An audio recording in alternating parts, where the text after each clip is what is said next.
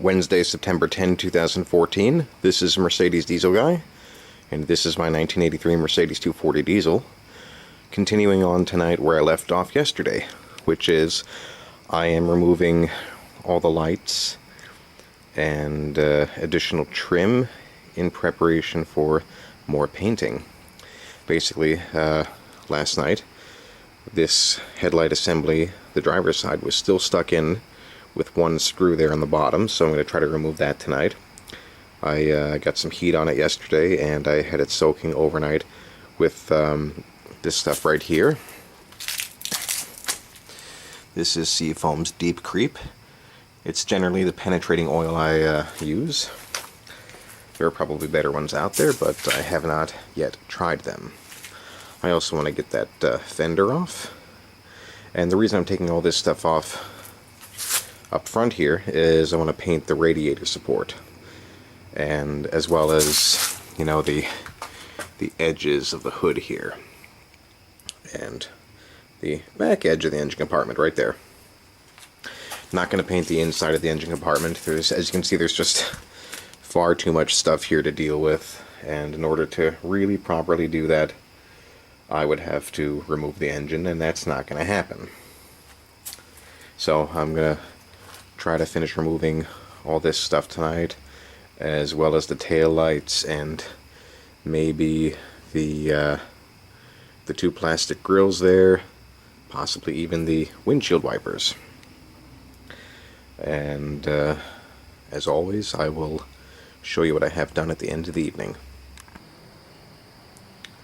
Well, I was able to remove everything, well, almost everything I wanted to from the front of the car. As you can see, I have the driver's side headlight assembly out, and I got the fender back off. Eventually, getting that one last stuck screw out actually required a little more heat, a little more penetrating oil, and a pair of vice grips, but I did get it to move, and once it moved, it did spin freely. And the reason I wanted to get this fender off, can't really see it too well here in this lighting, but you can see I've got some of the matte black rust encapsulator on this now, and it's really dark down here, but basically after I did this welded repair several months ago, it had flash rusted over. Thankfully it was in the garage, it was protected from the weather, and it wasn't really too bad, so I basically just hit it with the wire brush attachment on my angle grinder, both sides of course, and then sprayed down both sides with the rust encapsulator. Next time I'm out here, I'm probably going to spray the whole back side of this fender with the bed liner. I also extracted the 1979 driver's fender from my parts pile. As I may have said in the past, I actually do suspect that this fender was not original to the 79 car, but was quite possibly replaced when this car was repainted. Anyhow, the fender is still in fine shape, but still needs a little bit of cleanup before I can do any sort of paint work to it. Next time I'm out here, I'm probably going to have to try to get this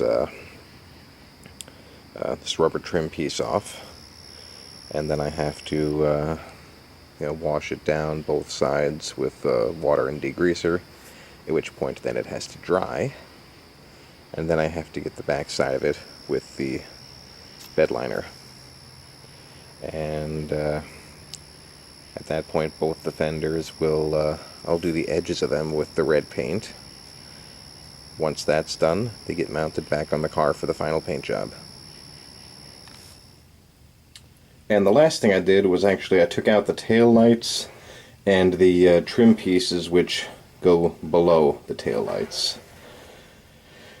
Once again, this is all in preparation for painting, although I'm still a little bit of a little ways off from painting, or at least, the final paint job on the whole body. So that's where I'm stopping for tonight. I did not take out the windshield wipers or the two plastic grills up front. It's another thing I'll probably tackle next time I'm working on the car. So, this is Mercedes Diesel Guy. Thanks for watching.